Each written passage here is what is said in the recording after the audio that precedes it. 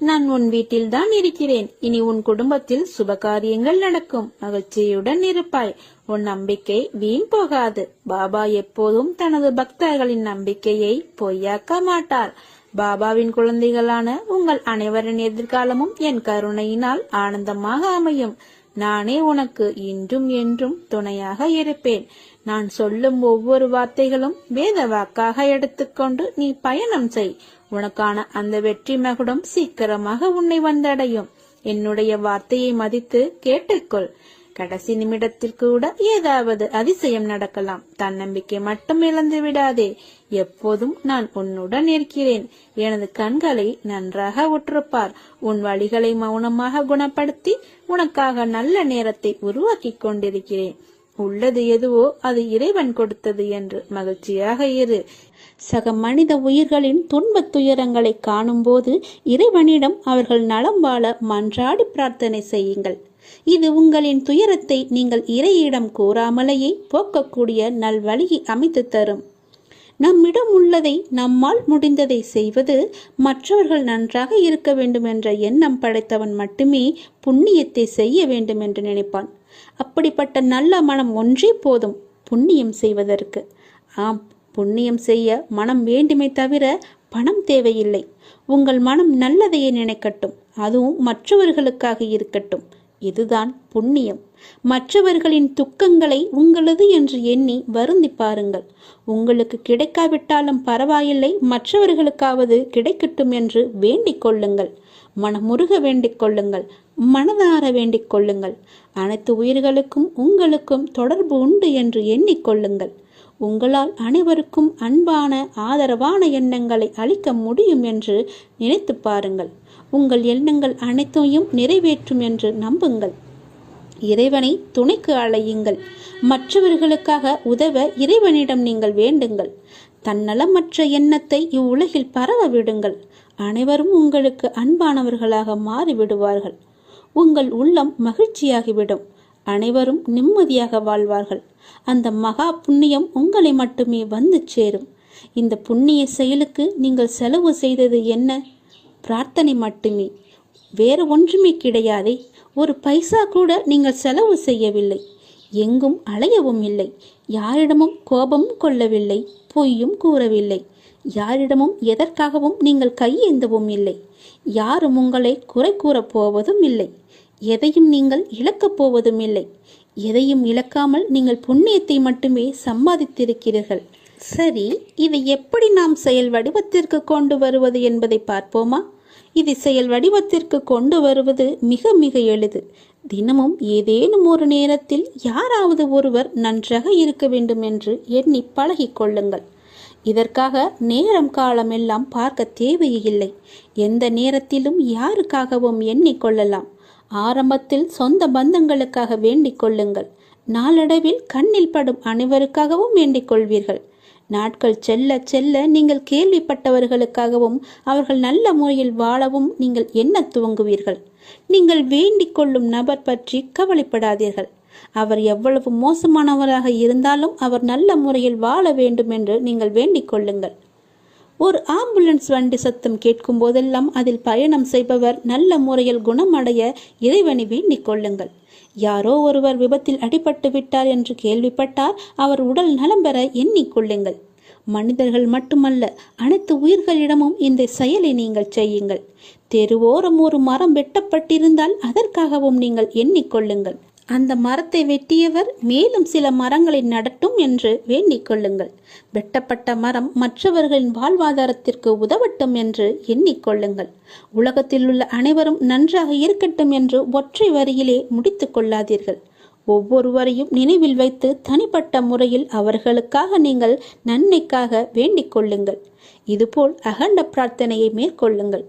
மிக பெரிய புண்ணியம் உங்களை வந்து சேரும். இப்படியெல்லாம் செய்ய முடியுமா கேட்டால் நிச்சயமாகவே செய்ய முடியும். இந்த எண்ணங்களுக்காக நீங்கள் பணமாக செலவு செய்ய வேண்டியது எதுவுமே கிடையாது. ஆனால் இதன் மூலம் கிடைப்பதோ மிக பெரிய புண்ணியம். எனவே புண்ணியம் செய்ய எதுவும் பணம் ஏதும் தேவையில்லை. நல்ல எண்ணங்களுடன் கூடிய நல்ல செயல்கள் மட்டும் இருந்தால் போதும். நல்ல மனம் இருந்தால் போதும். எல்லாமே உங்களை தேடி தானாகவே வரும். அந்த இறைவனை உனக்குள்ளே குடியேறி விடுவார். பிறகு என்ன? நீதான் கடவுள். எல்லாம் நல்லதே நடக்கும். நாம் கடவுளிடம் எது வேண்டுமானாலும் அவர் அமைதியாக இருப்பதற்கு காரணம் இருக்கும். நீங்கள் கடவுளிடம் பேசுவதை மட்டும் நிறுத்திவிடாதீர்கள். இறைவனிடம் நீங்கள் பேசுங்கள். இறைவனிடம் பேசும் வார்த்தைகள் மிகவுமே வலிமையானவை. இறைவனிடம் திரும்ப திரும்ப ஒரு விஷயத்தையே சொல்லும்போது அது கண்டிப்பாக நிறைவேறியே தீரும். இறைவனிடம் நீங்கள் கேட்கும் ஒவ்வொன்றையும் அவர்கள் கவனித்து கொண்டுதான் இருக்கிறார். உங்கள் பிரார்த்தனைகள் கண்டிப்பாக ஒரு நாள் நிறைவேற்றப்படும். அவருடன் பேசுவதை மட்டும் நிறுத்திவிடாதீர்கள். ஒரு விஷயம் நமக்கு நடக்க வேண்டும் என்றால் இறைவனிடம் முறையிட்டு கொண்டே இருங்கள். இது நடந்தே ஆக வேண்டும், இதை சரி செய்யுங்கள் அப்பா என்று சொல்லிக் கொண்டே இருங்கள். நிச்சயமாகவே அவர் உங்கள் பிரார்த்தனையை நிறைவேற்றி தருவார். நம்பிக்கையோடு இருங்கள். அவர் தருவார் என்ற நம்பிக்கையோடு இருங்கள். நம்பிக்கை இருந்தால் அந்த வானமும் நமக்கு வசப்படும். இந்த பிரபஞ்சத்தையே ஆளும் மிகப்பெரிய சக்தி உங்களது தேவைகளையும் கண்டிப்பாக நிறைவேற்றும். இறைவனால் நிறைவேற்ற முடியாத அளவிற்கு பெரிய பிரார்த்தனைகள் எதுவுமே கிடையாது. அவர்தான் அந்த பிரச்சனையை உருவாக்கியவர். உருவாக்கியவருக்கு பிரச்சனையை தீர்க்க தெரியாதா? உங்களுக்கு தேவையானதை கண்டிப்பாக அவர் வழங்கிக் கொண்டே இருப்பார். அதை யாராலும் தடுக்க முடியாது. இதுவரை இறைவன் கொடுத்ததற்கு இனி கொடுக்க போவதற்கும் என அனைத்துக்குமே நீங்கள் நன்றி சொல்ல வேண்டும். நன்றி சொல்ல மறவாதீர்கள். உங்களை கைப்பிடித்து வழி நடத்தி கொண்டிருக்கும் சக்தியை முழுமையாக நம்புங்கள். நீங்கள் யார் மீது ஒருவர் மீது நம்பிக்கை வைத்திருக்கிறீர்களோ அது முழுமையான தூய மனதுடன் கூடிய நம்பிக்கையாக இருக்க வேண்டும். எது செய்தாலும் அசைக்க முடியாத நம்பிக்கையாக இருக்க வேண்டும். அப்போதுதான் அவருடைய முழுமையான லீலைகள் நமக்கு தெரிய வரும். என்றுமே அது உங்களை கைவிடாது. உங்களுக்கு வேண்டியது அனைத்தும் வாரி வழங்கும். உங்களுக்கு வேண்டிய அனைத்தையும் பெற்று நீங்களும் உங்களை சார்ந்த அனைவரும் மகிழ்ச்சியோடு வாழ்வீர்கள். அதற்கு அவரே துணையாகவும் இருப்பார். நீங்கள் செய்ய வேண்டியது எல்லாம் அவரிடம் நீங்கள் தினமும் பேசிக்கொண்டே இருப்பது மட்டும்தான். என்ன அப்பா, எப்படி இருக்கிறீர்கள் என்று ஆரம்பித்து எல்லாவற்றையுமே பேசுங்கள். எல்லாவற்றிற்கும் அவர் நிச்சயம் பதில் தருவார். ஆனால் அந்த பதிலுக்கு நீங்கள் கொஞ்சம் காலம் காத்திருக்க வேண்டும். உடனடியாக நடக்க வேண்டும் என்றால் அது நடக்காது. சிறிது காலம் பொறுமையாகத்தான் இருக்க வேண்டும். இப்போது நீங்கள் செய்ய வேண்டிய மிக முக்கியமான காரியம் என்னவென்றால், உங்களுக்கான காரியங்கள் நிறைவேறப் போகும் இந்த நாட்களில் மிக பொறுமையாக இருப்பதுதான். நீங்கள் பொறுமையுடனும் நம்பிக்கையோடும் இருப்பதுதான் அவருக்கு நீங்கள் செய்யும் வழிபாடு, தொண்டு என்று கூட வைத்துக் கொள்ளலாம். அவர் உங்களிடம் வேறு எதுவுமே கேட்கவில்லை. நான் உங்களுக்கு செய்து தருகிறேன், அதற்கு பதிலாக நீங்கள் என் மீது நம்பிக்கையும் பொறுமையாக இருங்கள் என்று சொல்கிறார். நான் உன் அருகாமையிலேயே எப்பொழுதும் இருக்கின்றேன். உன்னை பார்த்து கொண்டுதான் இருக்கிறேன். உனக்கு என்ன நடக்கிறது? உன்னுடைய பிரச்சனை என்ன? நீ மகிழ்ச்சியாக இருக்கிறாயா இல்லை துன்பக்கடலில் சிக்கிக் கொண்டு இருக்கிறாயா என்று எல்லாமேவற்றையுமே நான் பார்த்து கொண்டு தான் இருக்கிறேன். நீ எதை பற்றியுமே கவலைப்படாதே. நான் உன்னுடனேயே இருக்கிறேன். தாளிடப்பட்ட கதவுகள் என்னை தடுத்து விட முடியாது. நீர் எங்கு இருந்தாலும் என் நினைவில் வைத்துக்கொள். என் நாமத்தை உச்சரி. உமக்கானதை நீ நிச்சயம் கிடைக்கப் பெறுவாய். இது எனது சத்திய வாக்கு. என் வார்த்தைகள் மீது நம்பிக்கை வைத்து நீ செயல்பட்டு கொண்டு இருக்கிறாய் அல்லவா? பிறகு எதற்காக நீ கவலைப்படுகிறாய்? என்றும் என்றென்றும் உங்களோடு நான் இருந்து கொண்டே இருப்பேன். இப்பொழுது இந்த நொடி நான் உன்னுடன் தான் இருக்கிறேன். நீ எங்கு வேண்டுமானாலும் பார். என் ரூபத்தை நீ காணலாம். உனக்கு நல்லது நடந்து கொண்டே இருக்கப் போகிறது. எனது அருளும் ஆசையில் யாரும் ஒன்றுதான். எனது பக்தர்களை பிரித்து பார்க்காதவன் நான். நம்பிக்கை பொறுமையுடன் அமைதி காத்து கொண்டிரு. என் பக்தனுக்கு எல்லாமே சாத்தியமாகும். நல்லதே நடக்கும். எனது அன்பு குழந்தையே, நீங்கள் கடந்து வரும் பயணத்தில் கடைசி நிமிடத்திலும் பொறுமையையும் புத்திசாலித்தனமும் தைரியமும் இருந்தால் எப்படிப்பட்ட துன்பத்தையும் எளிதாக நீங்கள் கடந்து விடலாம். காலச்சக்கரமானது சுழன்று கொண்டே இருக்கிறது. ஒவ்வொரு திருப்பத்திலும் வாழ்க்கையின் போக்கை மாற்றுகிறது. பருவங்கள் குளிர்காலத்துடன் முடிவடையாது. வசந்தம் துளிர்விடும் சிறப்புடன் திரும்புகிறது. சுழலும் சக்கரம் மேலும் கீழும் அசைவது போல ஒரு நீண்ட இரவுக்கு பின் அழகான ஒரு வெளிச்சம் வருவது போல ஒரு பிரகாசமான ஒளி உதயமாகும் இல்லவா? அது போலத்தான் உங்களுடைய இன்பங்களும் துன்பங்களும் நம்மை தவிர்க்க முடியாமல் பின்தொடர்ந்து கொண்டிருக்கின்றன. இவை எல்லாமே உன்னுடைய முன்ஜென்ம கர்மாக்கள். ஆனால் தொந்தரவு இல்லாமல் இருப்பது வாழ்க்கையின் முக்கியத்துவம். உண்மையை அறிந்து கொள்ளுங்கள். எதுவாக இருந்தாலும் அப்பாவின் பாதங்களை நீங்கள் சரணடைந்து விடுங்கள். அவருடைய பாதங்களை நீங்கள் பற்றி கொள்ளுங்கள். சதா காலமும் அவருடைய நாமத்தை நீங்கள் ஜபித்து கொண்டே இருங்கள்.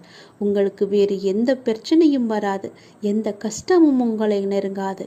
காலம் கடந்தும் ஆட்சி செய்யும் இறைவனின் முழுமையை நீங்கள் அடைய முற்பட வேண்டும். அப்போதுதான் உங்களுக்கு வந்த கஷ்டங்கள் எல்லாம், துன்பங்கள் எல்லாம் காணாமல் போய் நிம்மதி கிடைக்கும், மகிழ்ச்சி நிலைத்து நிற்கும். அவருடைய நாமத்தை நேரம் கிடைக்கும் போதெல்லாம் ஜபித்து கொண்டே இருங்கள். உன்னுடைய முன்ஜென்ம கர்மாக்களை எல்லாம் அழிப்பதற்கு என்னுடைய நாமம் ஒன்றே, என்னுடைய திருநாமம் ஒன்றே உனக்கு சிறப்பான மருந்தாக இருக்கும். வந்த இடம் தெரியாமல் ஓடுவதற்கு, உன்னுடைய கர்மா வந்த இடம் தெரியாமல் ஓடுவதற்கு என்னுடைய நாமத்தை நீ ஜபித்து கொண்டே இரு. இடைவிடாது ஜபித்து கொண்டே இரு. விரைவாகவே உனக்கு ஒரு நல்ல செய்தியை நான் உனக்கு செவி வழியாக கொடுக்க போகிறேன். அதை கேட்டதும் எனக்காக ஒரே ஒரு தீபம் ஏற்று. உன்னுடைய வீட்டில் வானளவில் உள்ள ஆழம்தான் இந்த உலகம். இந்த மேகங்கள் போலத்தான் வாழ்க்கையும்.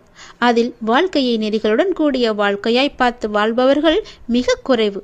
என் பிள்ளைகளுக்கு முதலில் நான் பயிற்றுவிப்பது ஒழுக்கமும் நேர்மறையான எண்ணங்களும் தான். அதில்தான் நீ இப்போது இருக்கிறாய். பயிற்சி நடக்கும்போது சில போராட்டங்கள், குழப்பங்கள் எல்லாம் நிகழும். அதை பார்த்து நீ பயப்படாதே. உனக்கு இது நல்லதா கெட்டதா என குழம்பி முடிவுகள் எடுக்க முடியாமல் போகும் தருணம் கூட வரலாம். அப்பொழுதும் நீ பயப்படாதே. அப்படி உனக்கு குழப்பம் வரவில்லை என்றால் அதில் உனக்கு பயிற்சியே சரியாக இல்லை என்று அர்த்தம். பயிற்சியில் தோல்விகள், வெற்றிகள் என இரு முனைகள் இருக்கின்றன. அதில் நீ வெற்றிக்காக போராடு. தோல்வி ஏற்படுகிறது என்றால் உன்னுடைய அப்பா உனக்காக பெரிய வெற்றியை வைத்திருக்கிறேன் என்று எண்ணி உன் மனதை நீ சாந்தப்படுத்திக்கொள். தோல்வி எதிர்நோக்குபவர்கள் சாதனையாளர்கள் என்பதை மனதில் வைத்து என்மேல் நம்பிக்கை வைத்து பொறுமையுடன் காத்து கொண்டிரு. விரைவாகவே நீ கேட்ட நல்ல செய்தியை நான் உனக்கு கொடுக்க போகிறேன். அந்த விரைவில் நல்ல செய்தி என் வழியே உன் வீட்டிற்கு வரும். உன் வீடு தேடி வரும். கவலையே படாதே. இனி நீ மகிழ்ச்சியாக இருப்பாய். அந்த செய்தி உன் செவி வந்து சேரும் நேரம் எனக்காக உன் வீட்டில் ஒரே ஒரு தீபம் ஏற்று. உன் தீபத்தின் வழியாக நான் உனக்கு காட்சி தருவேன். உன்னை சுற்றி பார்க்கும் இடமெல்லாம் நானே காட்சி தருவேன். எங்கு பார்த்தாலும் என்னுடைய ரூபமே உனக்கு தெரியும். அதிலிருந்தே நீ தெரிந்து கொள். எனக்கு அப்பனின் அருள் இருக்கிறது என்றும் அப்பன் சொன்னபடியே எல்லாம் நடக்கும் என்றும் உன் மனதை நீ தைரியமாக வைத்துக்கொள், சந்தோஷமாக வைத்துக்கொள். நீ கேட்ட நல்ல செய்திக்கான முதல் அறிகுறி என்னுடைய காட்சித்தான். ஒளியின் ரூபமாக நான் உன் வீட்டிற்கு வருவேன். வந்து உனக்கு காட்சி தருவேன். நீ எங்கு பார்த்தாலும் நான் உன் வீட்டில் முழுவதுமாக இருப்பேன். அப்பொழுது தெரிந்து கொள்ளலாம். நான் கேட்ட நல்ல செய்தியை கொடுக்க என் அப்பா தயாராக இருக்கிறார். அதை பெறுவதற்கு நான் தயாராக இருக்க வேண்டும் என்ற ஆர்வத்தோடு இரு, மகிழ்ச்சியோடு இரு. எல்லாம் எனக்கு தெரியும். நான் பார்த்து கொள்கிறேன். உனக்கானது உன்னிடத்தில் விரைவாகவே வந்து சேரும். அந்த செய்தி வந்து சேரும் நேரம் அதை மட்டும் மறந்து விடாதே. ஒரே ஒரு தீபம் ஏற்று. அப்பிறகு பார் உன் வாழ்வு எப்படி இருக்கும் என்று. மிக மகிழ்ச்சியாக, ஒளிமயமாக உன் வாழ்வும் இனிக்கும், உன் வீடும் ஜொலிக்கும். நம்மை நாமே பெரிதாக எண்ணிக்கொண்டு அகந்தை கொள்வது கூடாது. சாதாரணமானவர்களாக நம்மை கருதும் போதுதான் நம்மிடம் கருணையும் பணிவும் நல்ல சிந்தனையும் வெளிப்படத் தொடங்கும். எல்லா ஆற்றல்களும் மனிதனுக்கு இயல்பிலேயே இருக்கின்றன. ஆன்மீகத்தின் உதவியால் தடைகளை போக்கி நாம் நிறைநிலையை அடைய வேண்டும். ஆன்மீகத்தின் உதவியால் தீயவர்கள் கூட மகானாக முடியும். இந்த உலகம் இறைவனுக்கு சொந்தமானது. உலக பொருட்களிலெல்லாம் அவரே இருக்கின்றார். இந்த கோணத்தில் பார்க்க தொடங்கிவிட்டால் நம் மனம் உயர்வு பெறும். இங்கொன்றும் அங்கொன்றுமாக நுனிப்புள் மேய்வது போல ஒருபோதும் மேயக்கூடாது. வெற்றி பெறவும் முடியாது நம்மால். எல்லாவற்றையுமே முழுமையாக ஆராய்ந்து அதிலேயே ஈடுபட வேண்டும். கன நேரம் இன்பமாக ஏதோ ஒன்று கிடைக்கலாம். ஆனால் அத்துடன் எல்லாம் முடிந்துவிடும். நம்முடைய இன்பமானது தொடர்ந்து நிலைத்து இருக்கும்படி செய்ய வேண்டும். ஒவ்வொரு நேர்மையான செயலும் அதற்குரிய வெகுமதி தர காத்து கொண்டிருக்கிறது. உணர்ச்சி வசப்பட்டால் முடிவெடுக்க முடியாமல் தடுமாற நேரிடும். உணர்ச்சி வசப்பட்டால் எல்லாமே ஒரு நொடியிலே மாறிவிடும். அதனால் எது செய்தாலும் பொறுமையாக, நிதானமாக யோசித்து செய்யுங்கள். கடந்ததை பற்றி வருந்தவோ வருவது பற்றி கற்பனை செய்யவோ வேண்டாம். முயற்சிக்குரிய பலன் ஒருவனுக்கு நிச்சயம் கிடைத்தே தீரும். எதை கண்டுமே நீங்கள் எரிச்சல் படாதீர்கள். எல்லாவற்றையுமே நீங்கள் ஒரு அனுபவ பாடமாக எடுத்துக்கொள்ளுங்கள். நமக்கு எது நடந்தாலும் இது ஒரு அனுபவம் என்று எண்ணிக்கொள்ளுங்கள். மனசாட்சிக்கு கட்டுப்பட்டு நடந்தால் உங்களுடைய வாழ்வு நலம் பெறும். மனம் என்பது கடவுளின் கையில் ஒரு கருவியாக இருக்க வேண்டும். கடவுள் விரும்பும் வழிபாடு உழைப்பு ஒன்றுதான். அவருடைய விருப்பத்தை நாம் பூர்த்தி செய்ய வேண்டும். கடவுள் நம்பிக்கை ஒன்றே மனிதனுக்கு உண்மையான உதவி. கடவுளின் விருப்பப்படி நடக்கட்டும் என எல்லாவற்றையுமே விட்டுவிடுங்கள். உங்கள் தலைகளில் நீங்கள் பாரத்தை ஏற்றுக்கொள்ளாதீர்கள்.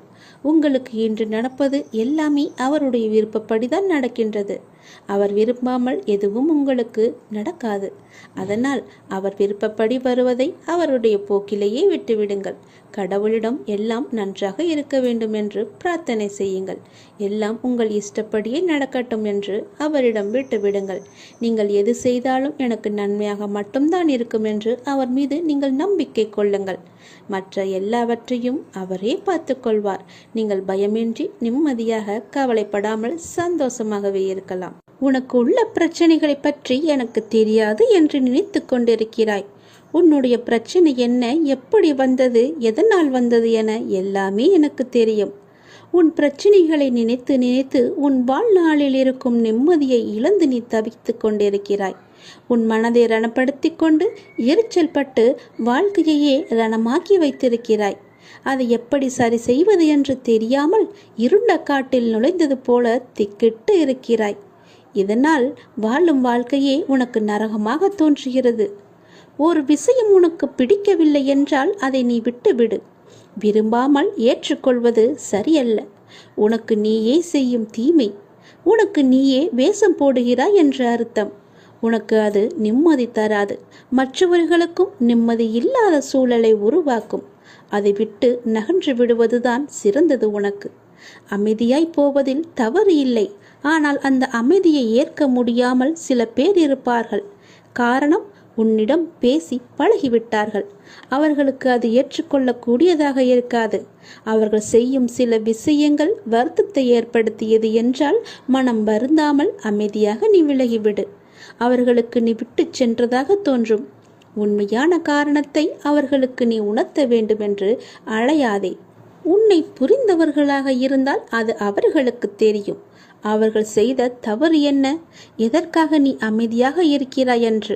இதையெல்லாம் ஒரு விஷயமாக எடுத்துக்கொண்டு நீ கலங்காதே. அதை மற்றவர்களிடம் கோபமாய் வெளிப்படுத்துகிறாய். அப்படி அவர்கள் என்ன செய்தார்கள்? கோபத்தையும் எரிச்சலையும் விடு.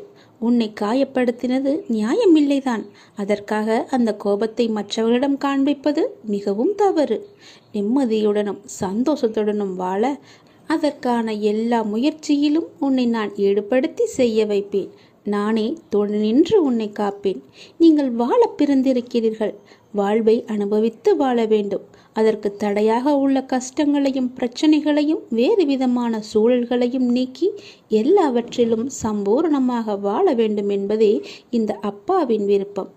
அப்பாவின் விருப்பம் உங்கள் வாழ்க்கையில் நடைமுறைக்கு வர வேண்டும் என்றால் அப்பா உங்கள் மனதில் இருக்க வேண்டும். அப்பா என் மனதில் இருப்பதை எப்படி அறிந்து கொள்வது என நீ கேட்கலாம். எந்த மனதில் அமைதியும் சாந்தமும் நிலவுகிறதோ, எந்த மனம் எப்போதும் அன்பினால் நெகிழ்கிறதோ, எந்த மனம் எப்பொழுதும் பொறுமை காக்கின்றதோ, எந்த மனம் அனைத்தையும் சகித்து கொண்டு போகிறதோ அந்த மனதில்தான் அப்பா முழுமையாக இருக்கிறார். சில நேரங்களில் கஷ்டம் கலங்கச் செய்யும், வேதனை திகைக்க வைக்கும், பிரச்சனைகள் மூழ்கடிப்பது போல தெரியும். ஆனால் திகைக்கக்கூடாது. எதையும் முன் ஜென்மத்து வினை என எடுத்துக்கொண்டு இனி வரும் நாட்களில் நாம் நன்றாக இருப்பதற்காக இந்த நிலையை அப்பா தருகிறார் என ஏற்றுக்கொள்ள வேண்டும். மனநிலை மற்றும் மாறுதல்களுக்கு மௌன சாட்சியாக இருப்பவன் இறைவன். அப்பா எனக்கு எதையும் செய்யவில்லை என கதறி அழுத நாட்கள் உண்டு. அழுத நாட்கள் எல்லாமே முடிந்து போகும். ஆனந்தமான காலம் உங்களுக்காக காத்திருக்கிறது. மரம் இலைகளை உதிர்க்க ஆரம்பித்து மொட்டையாகி நின்றால் மரம் பட்டுவிட்டது என நாம் கதறுவது கிடையாதே. இது இலையுதிர் காலம், இனி வசந்த காலம் வரும் என்பதை நினைத்து நாம் காத்திருப்போம் இல்லையா? அப்படியேதான் உங்களுடைய வாழ்க்கையும். இந்த துன்ப நாட்கள் எல்லாமே முடிவுக்கு வரும். முடிவுக்கு வந்து உங்களுக்கு இன்பம் சேரப்போகிறது. அன்றைக்கு நீங்கள் தகுதியாக இருப்பதற்கு இந்த கஷ்டம் என்ற பயிற்சி உங்களுக்கு அளிக்கப்படுகிறது. அப்பா எப்படி முழுமையானவரோ அப்படியே நீங்கள் முழுமையான தன்மை உடையவர்கள். அவரே முழுமையை நோக்கி உங்களை அழைத்து செல்வார். எதை பற்றியுமே நீ கவலைப்படாதே. உன்னோடு நான் எப்போதுமே இருப்பேன். உன் பிரச்சனைகளை நான் தீர்த்து வைக்கிறேன். எதை பற்றியுமே நீ கவலைப்பட்டு கொண்டே உன்னுடைய வாழ்வை நீ இழந்து விடாதே. நிறையவே பிரச்சனை இருக்கிறது. எதை சொல்லி எங்கே போய் அழுவது என்று தெரியாமல் நீ தினமும் புலம்பி தவித்து கொண்டிருக்கிறாய். எனக்கென்று யாருமே இல்லையே, நீங்களும் இருக்க மாட்டீர்களா அப்பா என்று என்னிடமே நீ கேட்கிறாய். உனக்கு யார் இல்லை? எல்லோருமே இருக்கிறார்களே. நீதான் அவர்களை புரிந்து கொள்ளவில்லை. யார் என்று சொல்கிறேன் தெரியுமா? அந்த கடவுளை தான் சொல்கிறேன். உனக்காக அம்மாவாக அந்த அம்மன் இருக்கிறார். அப்பாவாக அப்பன் ஈசன் இருக்கிறார். குருவாக நானும் இருக்கிறேன். உனக்காக எல்லோருமே இருக்கும்போது, உனக்காக அந்த கடவுள்களே இருக்கும்போது நீ ஏன் எனக்கு யாருமே இல்லை என்று சொல்கிறாய்? உன் கவலையை போக்க அந்த படைத்த இறைவன் எங்களுக்கு தெரியாதா?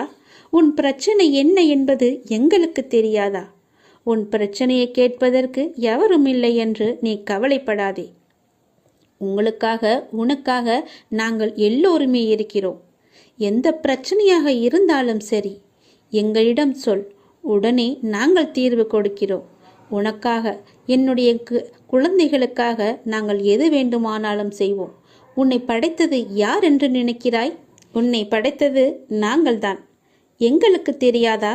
நீ எங்கு, எப்போது, எப்படி பிறக்க வேண்டும், யார் வயிற்றில் பிறக்க வேண்டும், யார் உனக்கு அப்பாவாகவும் அம்மாவாகவும் இருக்க வேண்டும் என்று எங்களுக்கு தெரிந்துதான் நான் உன்னை படைத்தேன். நாங்கள் உங்களுக்கு செய்வது எல்லாமே நன்மையாகத்தான் இருக்கும். அதனால்தான் இவர்களுக்கு உன்னை பிள்ளையாக படைத்தேன். இப்போது நடந்தது, இதற்கு முன்பு நடந்தது, இனிமேல் நடக்கப் போவது எல்லாமே எங்களுக்கு தெரிந்துதான் நடக்கிறது என்பதை நீ ஏன் மறந்துவிட்டாய்? உன்னுடைய கவலைகளை பற்றி எங்களுக்கு தெரியாதா? உன்னுடைய பிரச்சனைகள் எல்லாமே தீரும் நேரத்தை நீ நெருங்கிவிட்டாய். நீ இதுவரை அனுபவித்தது பூர்வ ஜென்ம, முந்தைய ஜென்ம கர்மாவின் பலன்தான். மிச்சம் இருந்தது, அது இப்போது முழுவதுமாகவே தீர்ந்துவிட்டது. இன்னும் நான் உனக்கு நிறையவே கொடுக்கப் போகிறோம். அதை பெறுவதற்கு நீ தயாராக இரு. என்ன கஷ்டத்தை கொடுக்கப் போகிறீர்களா என்றுதானே நீ கேட்கிறாய்? அவ்வளவு சோதனைகளை நீ தாங்கி இருக்கிறாய். அவ்வளவு பிரச்சனைகளை நீ பார்த்து இருக்கிறாய். கவலைப்படாதே. இனி வருவது உனக்கு பிரச்சனை அல்ல, உனக்கு கவலையும் அல்ல, உனக்கு சந்தோஷம்தான். உன்னுடைய பிரச்சனைகள் எல்லாமே முடிந்து விட்டது. அதற்கு தீர்வும் நீ கண்டுவிட்டாய். இனி நடக்கப் போவது எல்லாமே உனக்கு ஜெயமாகவே இருக்கும், சந்தோஷமாகவே இருக்கும். நீ கேட்டது அனைத்துமே உங்களுக்கு கிடைக்கும். நீ எதிர்பார்த்தபடியே உன்னுடைய வாழ்க்கை நிச்சயமாகவே அமையும். என் வார்த்தையை நம்பு. உன்னை நான் படைத்தேன்.